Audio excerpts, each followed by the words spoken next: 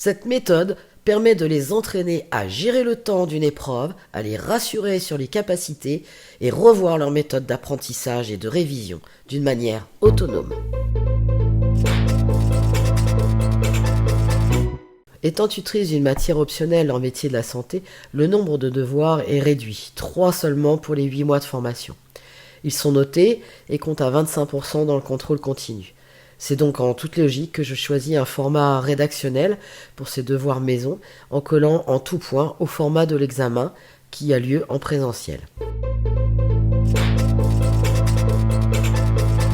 Je les sollicite beaucoup pour qu'ils réalisent ces devoirs en conditions d'examen avec une durée limitée et sans aide extérieure surtout.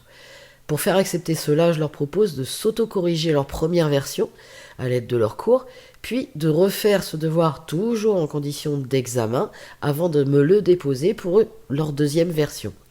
Cette méthode, ça permet de les entraîner à gérer le temps d'une épreuve, à les rassurer sur leurs capacités et revoir leur méthode d'apprentissage et de révision d'une manière totalement autonome. Et puis en même temps, ils s'assurent d'une copie d'un niveau supérieur pour avoir une meilleure note qu'un premier jet s'ils me l'avaient rendu sur leur première étape. Il reste des difficultés d'expression écrite que mes apprenants rencontrent très souvent. Pour les aider, je leur mets à disposition des fichiers d'aide aux techniques de rédaction dès le début de la session de formation. Et surtout, je leur explique ensuite dans une visio en amont du premier devoir qu'est-ce que ces fiches contiennent. J'alimente également un forum qui est dédié à chaque devoir afin de les inciter à poser des questions et je reçois également régulièrement des messages privés, ce qui est la voie choisie par les plus réservés d'entre eux. Nous avons donc plusieurs supports d'échange ainsi qu'un calendrier qui donne dès le début de la formation la temporalité détaillée. La correction représente l'étape, je pense, la plus importante pour les étudiants. Chaque apprenant qui a déposé son devoir reçoit une correction type à la date limite de dépôt.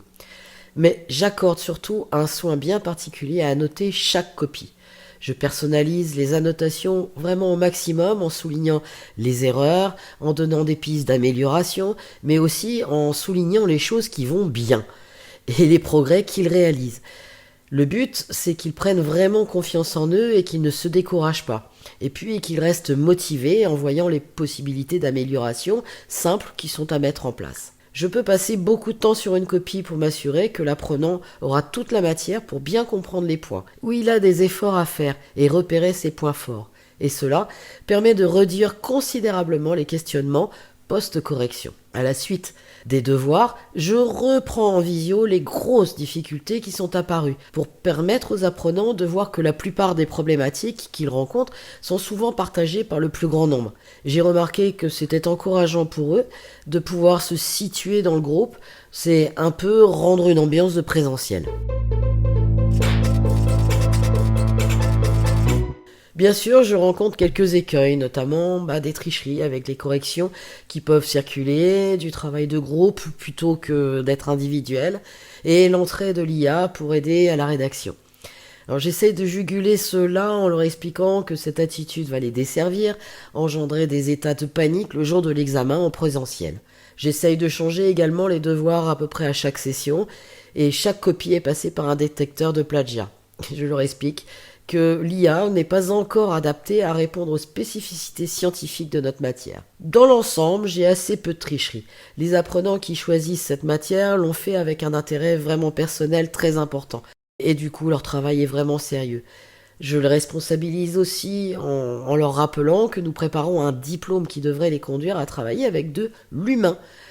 Qui seront responsables de la vie des gens et que la rigueur, c'est la seule voie pour réussir dans ces métiers de la santé. Et justement, le deuxième écueil que je constate, c'est le manque de rigueur et de précision dans l'apprentissage. En vue de les aider, je prévois de reprendre les quiz existants pour chaque cours. J'ai l'intention de fabriquer des séries de questions plus ardues et plus nombreuses, nécessitant de bien connaître le cours, mais surtout de bien l'avoir compris pour pouvoir y répondre convenablement. Je vais y insérer des feedbacks extrêmement précis, reprenant le vocabulaire des cours, mais sous une forme différente, afin de les habituer à la rigueur nécessaire et leur faciliter l'intégration de leurs nouveaux acquis.